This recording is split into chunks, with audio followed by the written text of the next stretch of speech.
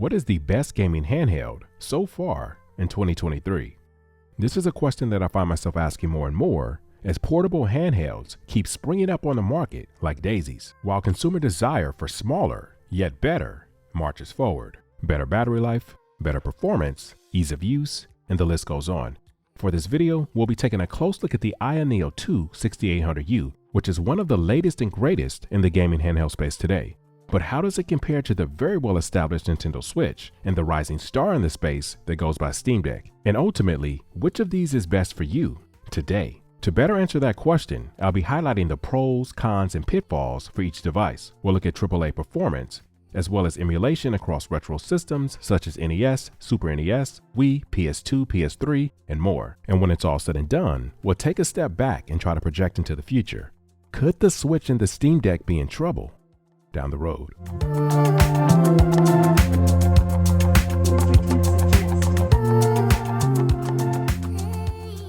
The AYANEO 2 has a vastly different design from the AYANEO Air Pro that I reviewed a few months back. And man, does it look and feel infinitely better. The entire front face is literally made of glass from corner to corner, with the exception of the button areas.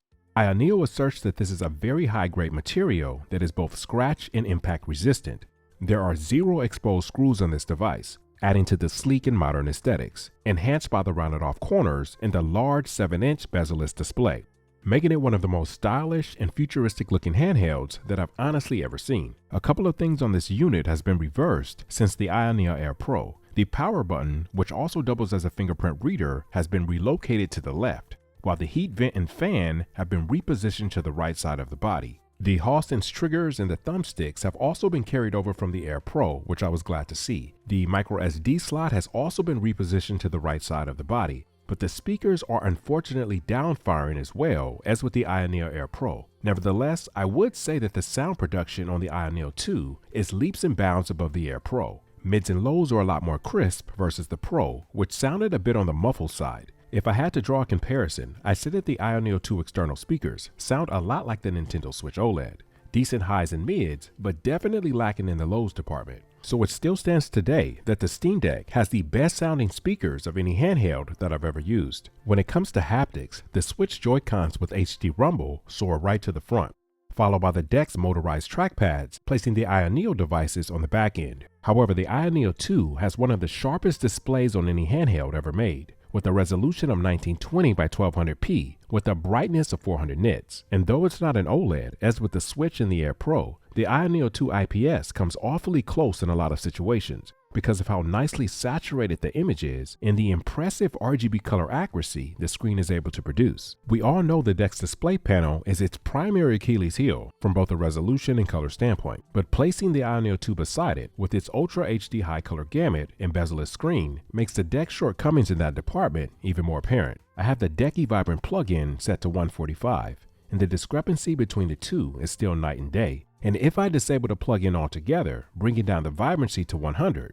well, I'll let you guys be the judge. The one major positive for me though for the Deck's display is how well it dims in brightness for late night gaming sessions. Now when we move over to ergonomics, the AYANEO 2 is surprisingly more comfortable than I expected. AYANEO calls this aggressively curved sway back design the baby sleeping position, and the device really does just kind of rest in your hands with your fingers more extended. The Steam Deck by comparison provides a much more traditional console controller-like feel, but that doesn't stop the AYANEO 2 from feeling surprisingly ergonomic in its own right. External differences aside, out of the entire group, the AYANEO 2 has the most impressive internal hardware spec lineup with a 50 watt-hour battery, Ryzen 7 6800U processor, and RDNA 2 680M graphics with an 8 cores, 16 thread CPU. And this unit comes equipped with not 1, 2, but 3 USB-C type ports, which may seem overkill on the surface, but 2 of these USB-C ports are actually 4.0, allowing for a physical connection of an external GPU to boost graphics even further. And that makes this device an amazing proposition for someone who's looking for a truly viable all-in-one solution. I really like the AYANEO went this route because I think that this has the potential to make the AYANEO 2 even more future-proof than something like the Steam Deck. On top of the fact that it uses an M.2 2280 interface that can support storage upgrades well beyond the 2TB limits of the Deck's 2230. When the Steam Deck 2 comes, I really hope that Valve goes this direction as well, because as it stands now, the deck is extraordinarily reliant on hubs. With AYANEO, you can get a lot more done on the fly. The AYANEO 2 dedicated dock is awesome, but in a lot of cases, you won't even need it with 3 very capable USB-C ports. But that's a quick rundown on the specs. In the performance section, we'll dive deeper into how these internal components translate to real-world performance. Cyberpunk 2077.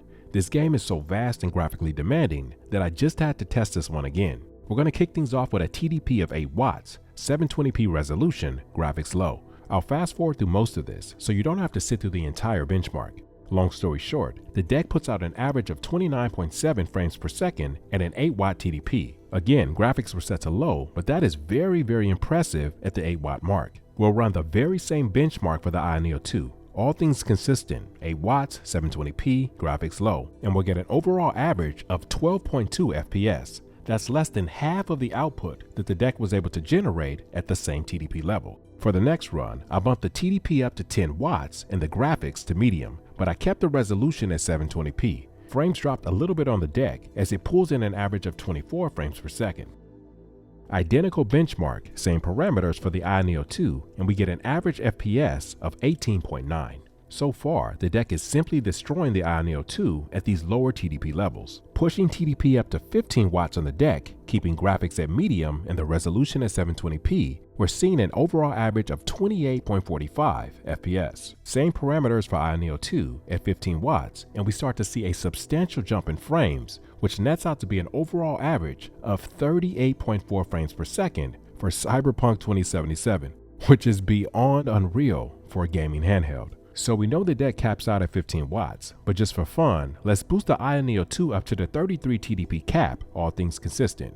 Guys, we end up with an average FPS at medium settings, 720p, of 53.8 frames per second, which is mind-blowing. Now, it took the AYANEO a while to get going, but once we started cranking up the juice, the system really took off. The interesting thing is that you actually don't have to max things out to get similar results. At a TDP of 20 watts and up, I actually saw very similar performance for this game, all things considered.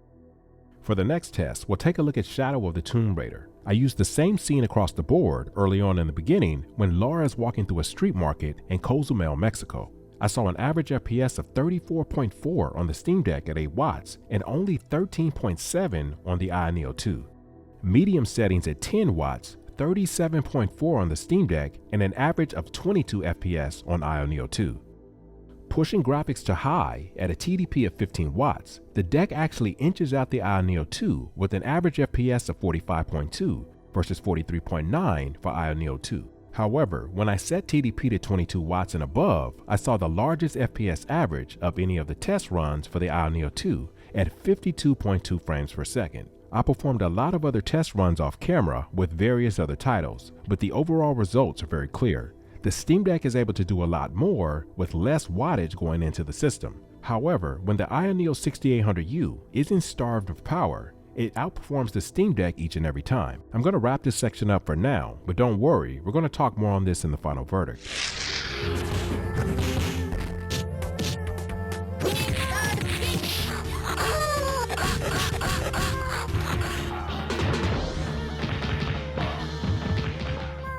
Console emulation is by no stretch of the imagination new, but with the rise of PC handheld popularity, emulation as a whole is becoming more feasible, and for a lot of seasoned retro gamers, handheld emulation is reigniting the passion. There's just something about reliving childhood memories in handheld form. On the couch, in bed, on a train ride, on a flight, nostalgia's always a click away. I, for one, have had some stumbles along the way with setting up emulation on both the Steam Deck and AYANEO 2, but I definitely learned a lot along the way. For one is that I absolutely prefer front ends that aggregate all of the retro system emulators into a single user interface versus setting them up one by one. EmuDeck was by far the easiest of the two to initialize, largely because of the community backing. Rarely did I ever run into any major issues that I couldn't quickly find tips to troubleshoot, though I'm still fighting to get Xbox 360 games to boot correctly. For the AYANEO 2, I went with the best EMU deck equivalent for Windows that I could find, which ended up being RetroBat, a front end that has a lot more bells and whistles, such as being able to redress the entire UI, unlike the Emulation Station Hub that's a lot more bare bones. From what I've read, Battle is pretty much the Linux equivalent of RetroBat for Windows, if you want a similar UI look and feel, though it requires loading the OS separately on an SD card, and then booting out of the Steam OS every time you want to revisit your games, which I'm honestly not a huge fan of. Outside of the nuances surrounding the setup for Windows versus Linux, emulation performance from NES all the way up to PS2, there really wasn't a single game that either of these units couldn't handle.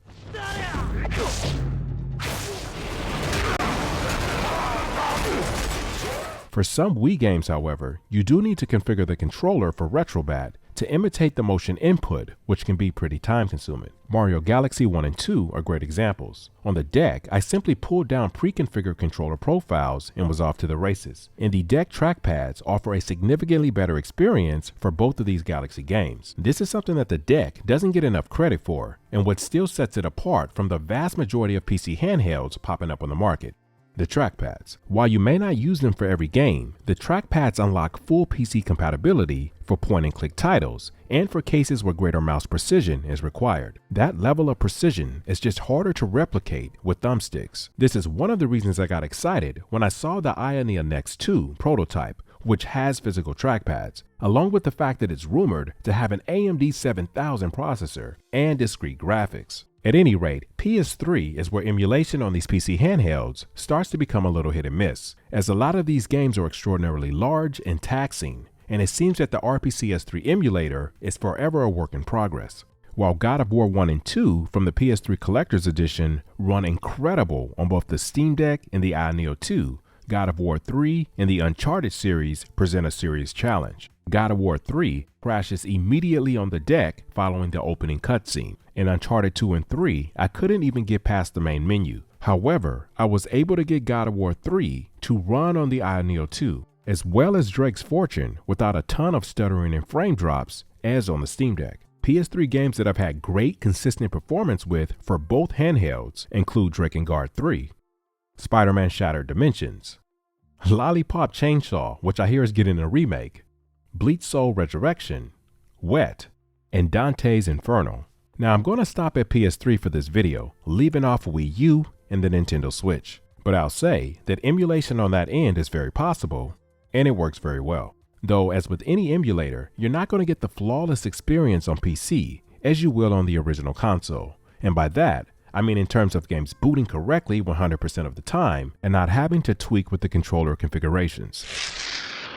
The Nintendo Switch is an incredible console and a revolutionary device in the gaming industry as far as I'm concerned. However, that versatility is confined within the garden of Nintendo, and the NVIDIA Tegra X1 chip that powers it is even older than the 6-year-old device itself. And with a less than fully comprehensive classics library available with their online subscription, excluding older deteriorating console systems, emulation remains the primary, if not the only, method to enjoy some of Nintendo's classic games. Devices like the AYANEO 2 and the Steam Deck do not fundamentally replace the Nintendo Switch in my eyes, but do I look at handheld gaming differently with their introduction to the market? And are these two PC handhelds significantly more powerful and serviceable across a wider variety of console systems? Absolutely. And today, if I wanted to take a single gaming handheld with me for an extended trip to maximize software versatility, it would probably be the Steam Deck if weight wasn't an issue, or the AYANEO 2 if I was forced to pack a little lighter. And that's assuming that I have a sitter, because if the kids are tagging along, I'd probably still take the Switch regardless for the most seamless co-op experience. But if I could only take one gaming handheld on that trip,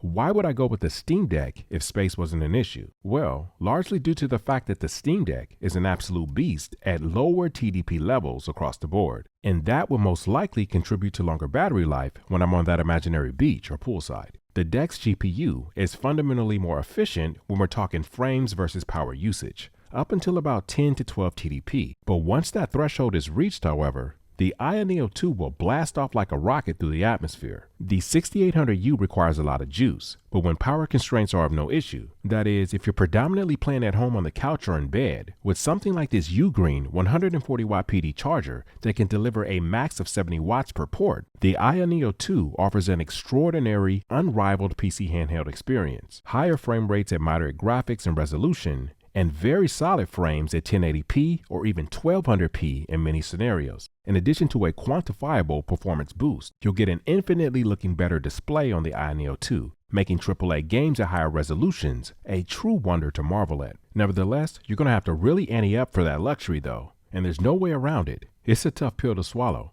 However, the fact that the AYANEO 2 utilizes an M.2 2280 versus the 2230 SSD used for the Steam Deck means that it can support internal storage upgrades beyond 2 TB. This particular model can even support double-sided SSDs up to 8 TB. That's 4 NVMe terabytes beyond the limits of the PS5. Let that sink in. If that isn't future-proofing, I don't know what is. And again, the device can support an external GPU to beef up graphics for monitor and TV docking. Together, these factors put the AYANEO 2 in a prime position to have a potentially very long shelf life. We all know that the Steam Deck is untouchable from an MSRP standpoint, and that the Deck's custom GPU is more than adequate right now. But a couple of years down the road, if there is no Steam Deck 2 readily available just yet, will we still feel the same? A hypothetical situation, yes, but these are things that I wonder about when I lie awake at night. Before I wrap, I really want to know what you honestly think about the AYANEO 2, and in your humble opinion, what is the best overall gaming handheld so far in 2023, and why do you feel that way? There are no wrong answers to this question because everybody has different wants and needs. Also, on the emulation front, what systems are you playing right now, and what are some of your all-time favorite retro classics? This is my first official video of 2023, and I want to thank you guys for watching and supporting the channel as we continue on this journey together.